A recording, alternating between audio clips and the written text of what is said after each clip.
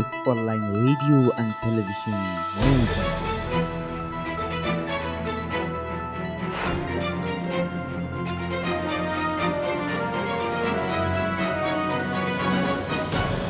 Online radio and television. A very good day. Welcome and thank you for joining Gablo's News on this hour. I am Basira Abdul Gablo Tongo with the bulletin.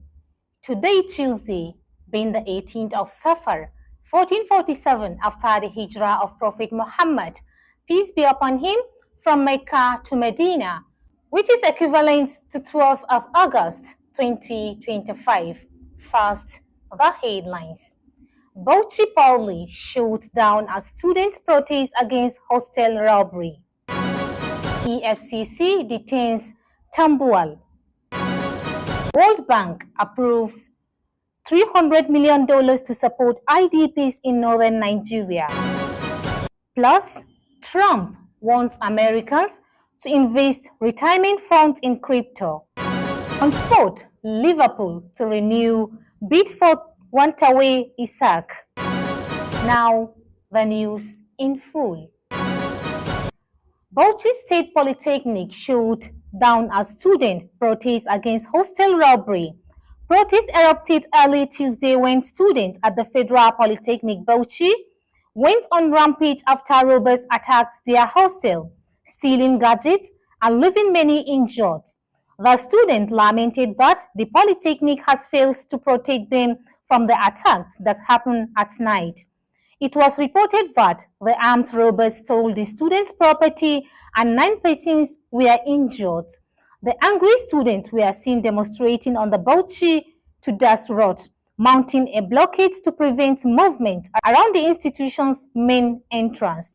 The protest turned tense as suspected hoodlums tried to hijack it, blocking the federal highway near the campus. Police fired tear gas to disperse the crowd, prompting some students to retaliate with stones before being overpowered. President Haruna Umar, it's the first of its kind in the institution history. The Economic and Financial Crimes Commission EFCC yesterday detained a former governor of Sokoto State, Amin Waziri Tambuwal, over alleged fraud. Tambuwal, who honored an invitation to extended to him by the commission at about 11:16 a.m. on Monday, was subsequently taken into custody. Multiple sources told correspondent last night that the ex-Sokoto State governor was quizzed over alleged fraudulent cash withdrawals to the tune of 189 billion. It was also reported that another ex-governor, Emeka Ihedioha, has been invited by the EFCC. It was further learned that the former governor will honor the invitation within the week. It is worthy of note that Ihedioha was the deputy speaker of the House of Representatives when Tambuwal was speaker. The World Bank has said it has approved $300 million to fund a new project aimed at improving access to services and economic opportunities for internally displaced persons, IDPs, and their host communities in northern Nigeria. In a statement on Monday, the World Bank said the Solutions for the Internally Displaced and Host Communities project, SOLID, was approved on August 7th. The World Bank said the project will adopt an integrated development strategy to help displaced persons and host communities transition from humanitarian aid to self-resilience and resilience.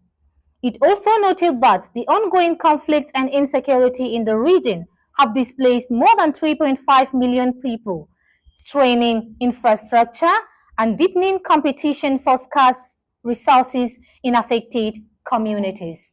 From the international scene, U.S. President Donald Trump is moving to make it easier for Americans to use their retirement savings to invest in non-traditional assets like cryptocurrencies, private equity, property, and gold. On Thursday, he directed regulators to review rules that might discourage employers from offering such investment options in workplace retirement plans known in the US as 401 move, is intended to broaden access to investment once limited to the wealthy and institutional investors, while also unlocking new sources of capital for firms operating in those alternative asset sectors. However, critics have raised concern that the move could expose savers to higher risks. On sports update, Liverpool will renew their bid for Newcastle United striker Alexander Isak if there is an open exit door as Ancelotti side steps up their search for a marquee forward ahead of 2025/2026 season. Following the exit of Darwin Núñez and Luis Diaz, according to football journalist Fabrizio Romano, the Reds are ready to table a bid exceeding their initial approach, which Newcastle rejected last month. The Magpies are understood to have rejected €110 million bid from Liverpool for Isak on 1st August, with the Reds subsequently claiming that they were prepared to walk away from a deal. And that's the size of the bulletin. On behalf of the production team, the news was edited and packaged by Mukhtar Adams Mobi. Basira Abdul Tongo is saying thank you for watching and urging you to stay tuned for the translated version of the news in Hausa, respectively. Bye for now. Daptos Online Radio and Television News.